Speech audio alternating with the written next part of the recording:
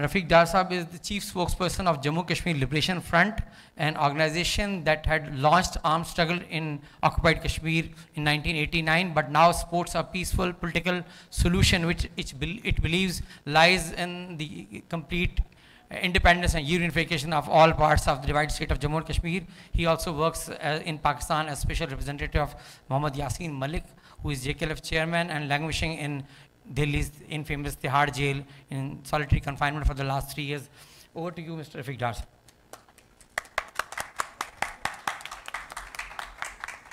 Without any delay, I must thank organizers for organizing such a beautiful event, especially on Kashmir. And remembering Kashmir issue, I would once again thank them. And let me pay tributes to Asma Jahangir Saiba, for she was always a guest of honor for JKLF for Kashmiris, especially for she being the defender of people's rights. The topic that has been given to us, the conflict in Kashmir and bypassing Kashmiris, a very relevant topic to the Kashmiris, keeping in view the current situation in Indian-held Kashmir especially.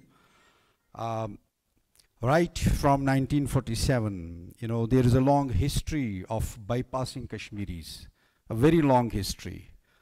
From changing UN title from Kashmir question to India-Pakistan relation, that was in 1947, a biggest ever kind of human rights violations and bypassing Kashmiris. Then again, the bilateral agreements between India and Pakistan, be it Tashkent, be it Simla Agreement, be it Lahore Declaration, or later the Islamabad Declaration, all these bilateral agreements between India and Pakistan once again bypassed Kashmiris.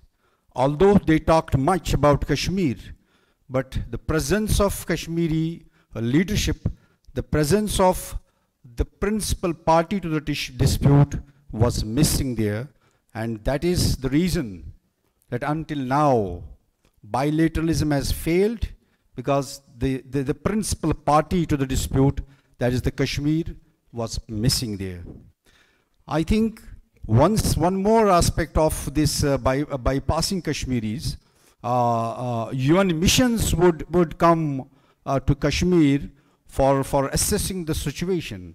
Only after these bilateral agreements, these UN missions stopped coming to Kashmir.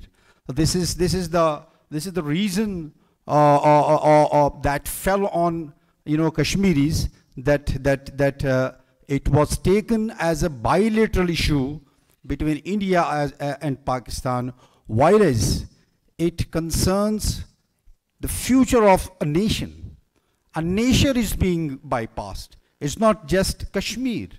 A nation that has a long history, a very rich history, is being bypassed. This is the very fundamental flaw that we have been looking at and witnessing to. We need to understand that Kashmir is not a territorial dispute between India and Pakistan, because it concerns the future of a nation. We as a nation, if I'm a member or spokesman of Jammu Kashmir Liberation Front, but every Kashmiri that stand for total freedom, total independence, and reunification of the divided parts of the state of Jammu Kashmir, and stands for the sovereignty that was, that was snatched from us in 1947. This is the basic fundamentals for which a Kashmiri struggles for. And Kashmiri is not a terrorist. He's a freedom fighter. Be it a man, a boy, or a girl. We as a nation are struggling for our right to self-determination. That doesn't come into the form of terrorism? In no way. Yes, we as JKLF adopted a very violent path in 1987-88. We resorted to guns. We resorted to violence because we felt that we are being ignored. So we resorted to guns. We wanted actually to divert the attention of the international community. We never wanted to kill the humanity. And once we achieved that goal, JKLF announced a unilateral ceasefire and tread the path of non-violence, peaceful resistance, peaceful political resistance. And Yasin Malik, the chairman of this organization, and the then supreme head, Mr. Amanullah Khan, led this organization and this movement. Coming to one important aspect, that Kashmiris are in Indian occupied Kashmir. Lots of human rights. Why should I mention every Pakistani, every Kashmiri know that what the hell has Kashmir turned into? Killings, extrajudicial killings, murders, hangings are being taking place. Makbul Butt in 1984 was hanged. Afzal Guru hanged without any reason. And very unfortunate that even the dead bodies were not given to the relatives. Coming to another part that's very important, that United Nations prohibits both India and Pakistan to go for any territorial change in the state. In the parts of the state that these two countries administer.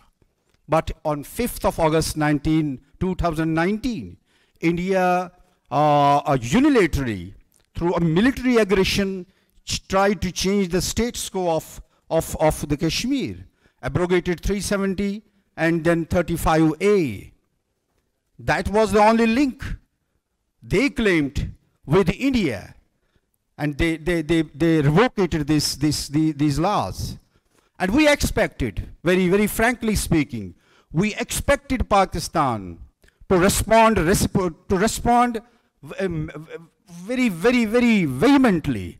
We expected Pakistan to go to at least rescind to the Simla Agreement, to call off these bilateral agreements, get herself free from bilateral agreements, because once India unilaterally, in violation of the international laws, it brought Kashmir issue to 1947, August 1947. It didn't respect the bilateral agreements between India and Pakistan. Then Pakistan should have, and it's time right now as well, to rescind to Simla Agreement, free itself from this bilateral agreements, and let a dialogue process takes place between India, Pakistan, and the principal party of the dispute, the Kashmiri representatives. This is very important, and this is the missing factor until now. I would like to recommend, since we are running out of time, I would like to come to the recommendations that is very important. I would like to suggest the government as well as the political leadership of Pakistan to show magnanimity, to exhibit magnanimity in terms of the solution of Kashmir. Don't take sides, because you're taking sides to one of the ideologies actually divides the resistance camp.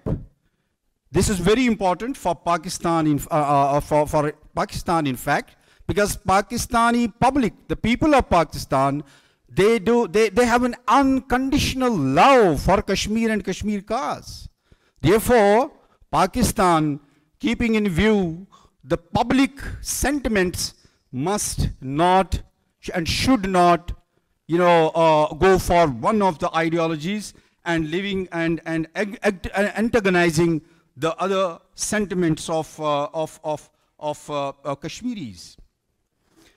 We have seen 5th of August 2019, India is on a policy of disintegration disintegrating the state of Jammu Kashmir. And we expect Pakistan, in counter to Indian policy, Pakistan must go to integrate the state, the constituent parts of the state of Jammu Kashmir. India has bifurcated, reoccupied and bifurcated the Indian-held Kashmir.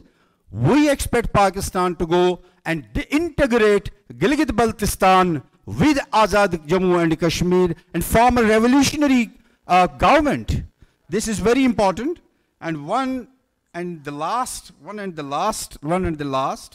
I know we are running out of time, but unfortunately, this is very important factor that Pakistan, to highlight the human rights violations committed by India in Indian-occupied Kashmir, must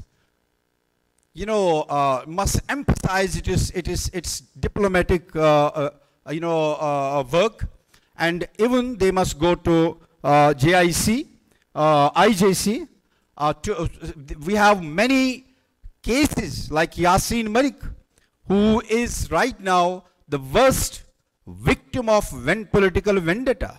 So Pakistan must, reactivate its diplomatic relations vis-a-vis Kashmir and expose Indian face at international community. I thank you.